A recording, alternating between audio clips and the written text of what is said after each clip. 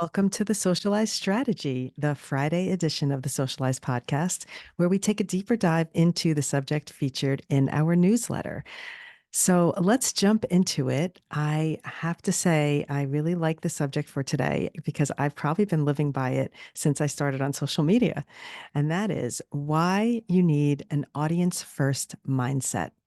I love this topic because when I first started, although I was doing random dancing videos and baking videos, my purpose was during the pandemic to bring a sense of happy and joyfulness to my followers, my friends and family as well, because I really started at first on Instagram and then moved into TikTok. So I brought my Instagram mindset into my TikTok world. And it was just so much fun because I knew that I wasn't doing it for myself. I was always doing it for people who were holed up in their house and they were going crazy, bored. I was having baking raffles.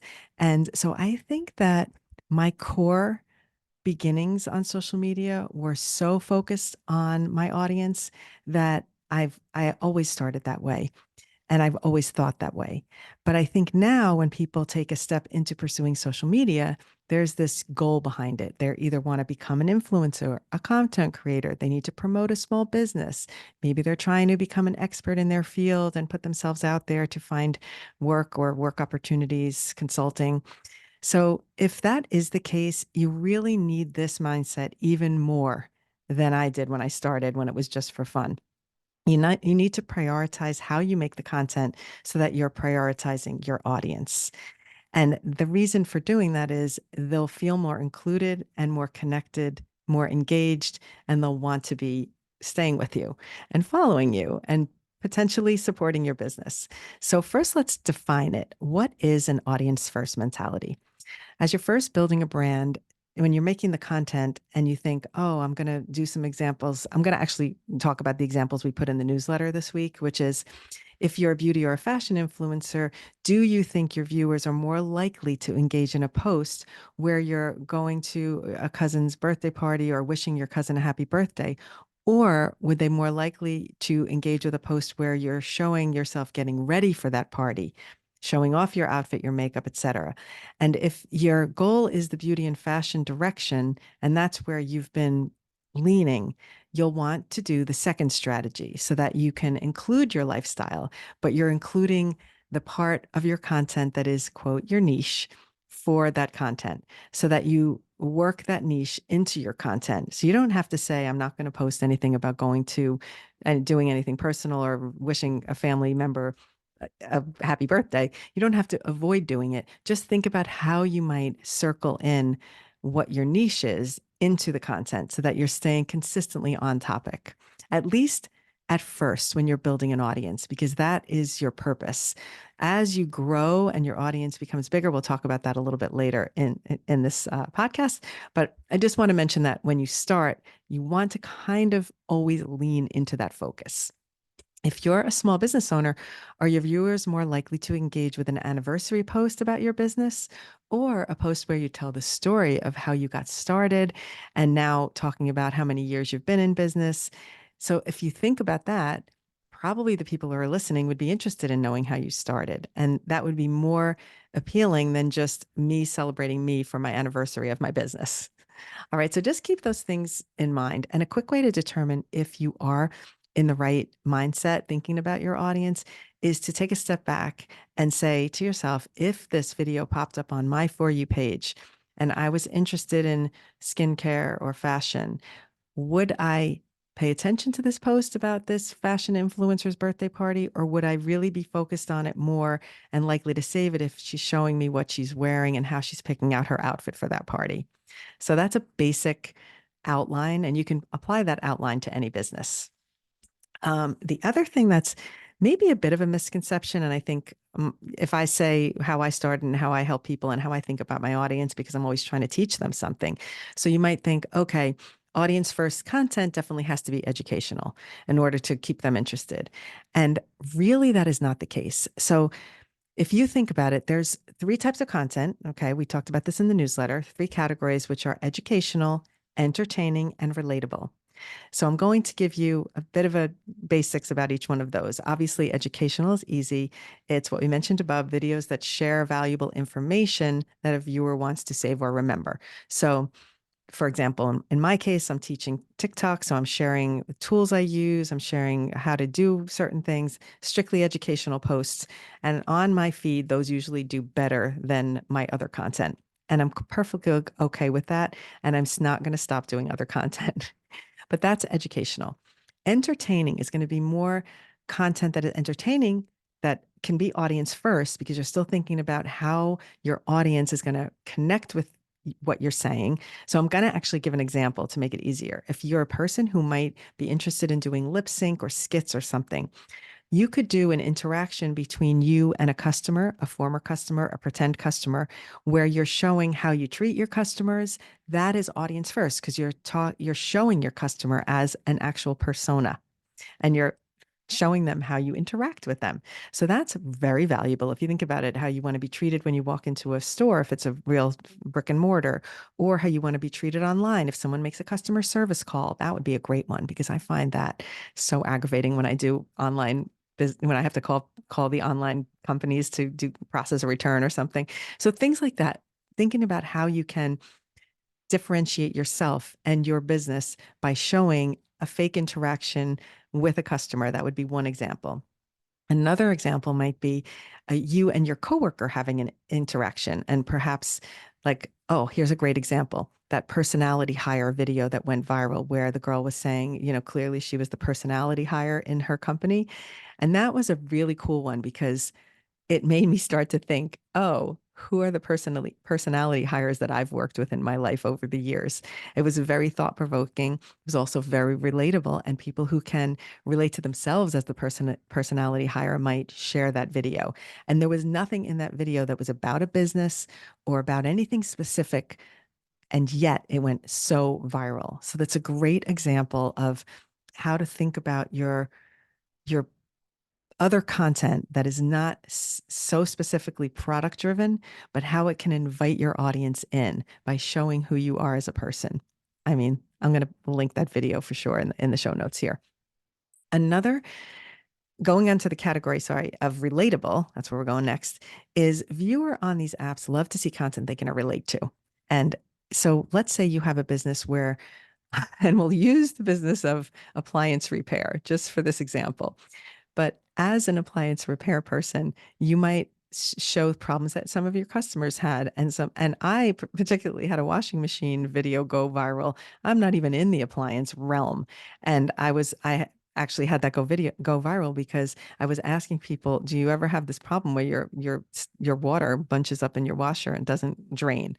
So that's just a good example of how to think about maybe a problem in the business that you have that could be relatable to your customers. So therefore they'll share it. I like to always have you focus back on thinking, is the content I'm sharing something that somebody might want to send to someone that because they can relate to it, because they think it's funny, or because they're learning something? So those are the three things: education, entertainment, and relatability. Those are always your core things to think about in creating the content. If you're a business that does a small business, let's say ships from home or something like that, you can share a problem that you've had with shipping. You can do a funny skit about trying to get your packages picked up by UPS or whatever.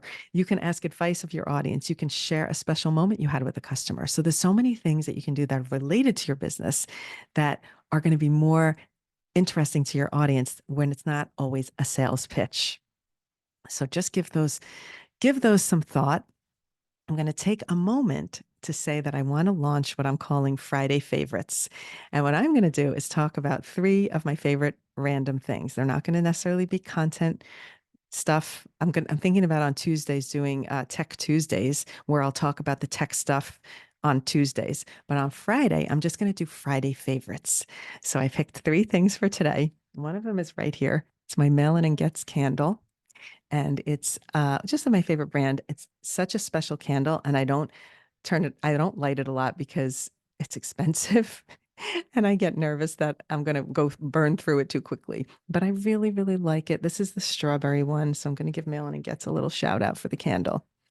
Second up, I'm going to bring in one of my skincare favorites. Now, I want to say that I have, you know, as many of us women do, we have certain things we use for certain parts of our body. So sometimes hold on a second. Sometimes it's skincare. We might use a different body lotion because that brand is something we've been using forever.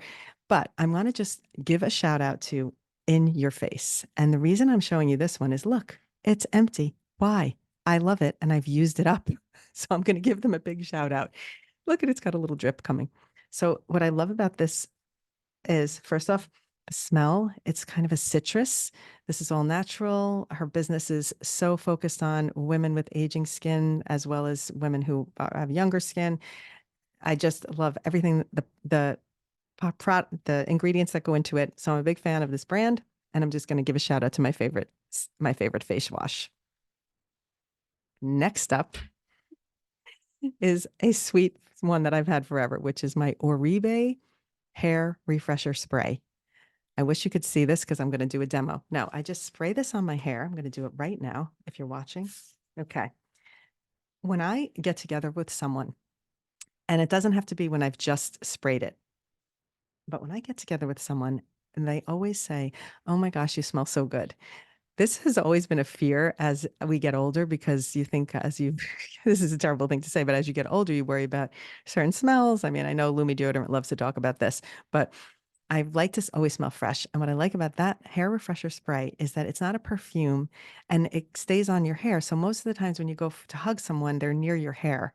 And if you don't wash your hair every day, or if you're a person that does wash their hair every day, still, this puts a nice scent and it just stays and it's clean. So those are my three favorites for this week. Thank you for listening. I'll list them below and where you can find them. None of these are paid promotions. Although if you're interested in a paid promotion to be promoted on a favorite Friday, do reach out via email. All right, let's carry on to the subjects. So do you always have to post audience first content?